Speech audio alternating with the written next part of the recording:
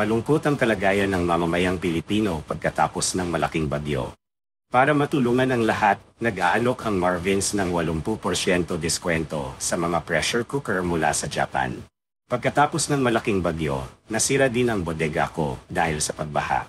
Gayunpaman, upang suportahan ang aking mga mahal na kababayan, nagpasya akong ibenta ang lahat ng Japanese pressure cooker sa isang non-profit na presyo na PHP 900 at 99 lamang bawat isa.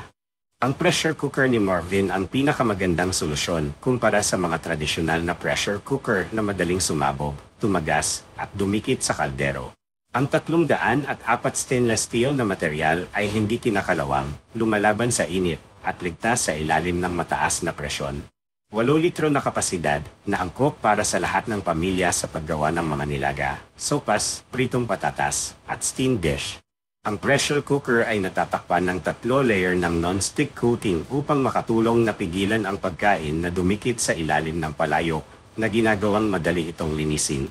Makatipid sa oras ng pagluluto, ang mga pressure cooker ay nakakatulong sa pagluluto ng pagkain ng 10 beses na mas mabilis kaysa sa tradisyonal na paraan ng pagluluto.